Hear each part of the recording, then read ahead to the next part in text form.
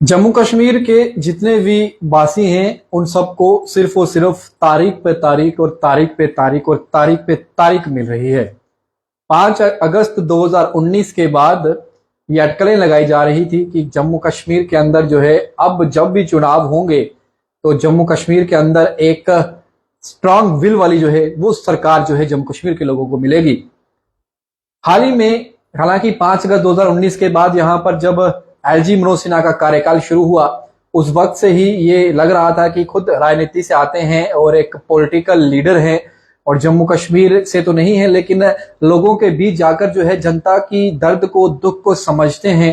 और कहीं ना कहीं जम्मू कश्मीर जो है अब अपनी पटरी पर लौटेगा और जहां पे चुनाव होंगे स्टेटहुड मिलेगा। जम्मू कश्मीर के लोग, युवा, बुजुर्ग, माताएं, बहनें, तमाम लोग जो हैं उन्हें जो है एक राहत की सांस मिलेगी। 2 से 3 दिन पहले आप सभी जानते हैं, लेकिन होता क्या है मैं आपको बताना चाहूंगा क्योंकि कुछ दिन पहले ये देखा गया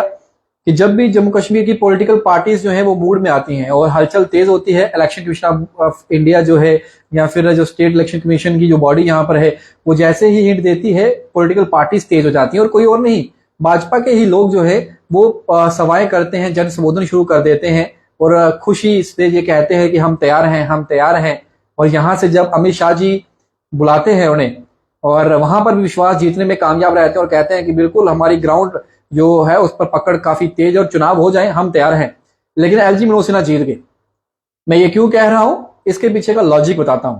कुछ दिन पहले एलजी मनोज सिन्हा का एक बयान आया था जिसमें एलजी मनोज सिन्हा ये कह गए कि जम्मू कश्मीर की जनता चुनाव नहीं चाहती, जम्मू कश्मीर जनता एलजी शासन में ही खुश है।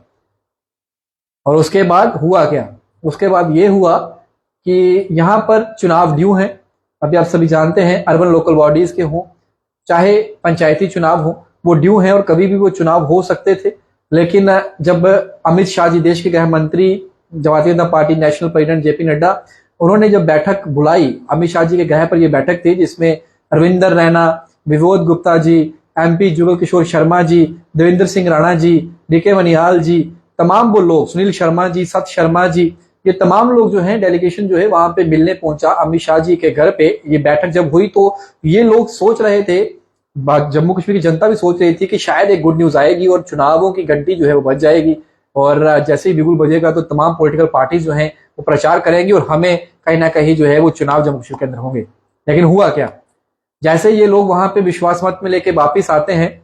तो उस समय ये कहा जाता है इन लोगों को कि ठीक है आपने जो कहा हम सुना, इस विचार विमर्श जरूर करेंगे। थोड़ी ही देर बाद जैसे ही सुबह होती है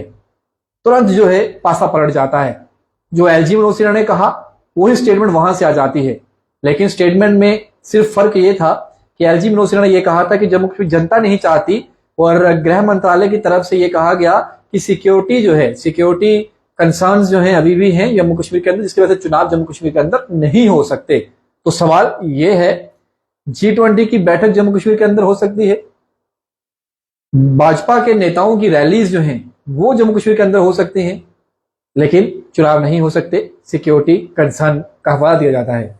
अब डर सता रहा है या फिर 2024 के चुनावों को माहौल को बनाना चाहती है भाजपा और ये चाहती है कि जब वो चुनाव हो उसके बाद भी यहाँ पे चुनाव हो ताकि एक माहौल बन जाए जम्मू कश्मीर के अंदर भी, क्योंकि आप सभी जानते हैं कि ग्राउंड रियलिटी इस समय क्या है। लेकिन ये जो तारीख पे तारीख, तारीख पे तारीख, तारीख पे तारीख मिल रही है जम्मू कश्मीर जनता को, कहीं इसका खामियाजा बीजेपी को न चुकाना पड़े आने वाले दिनों में। लेकिन एलजी मनोज सिन्हा जीत गए हैं, जिस तरीके से उन्होंने कहा था वो बात पर मोहर लगी है। फिलहाल टले हैं चुनाव, अभी नहीं हो रहे। सिक्योरिटी कंसर्न जो रिपोर्ट सिक्योरिटी की गई है वहां पे उसी हवाले से ये बता रहा हूं आप लोगों को, चुनाव डेफर किए गए,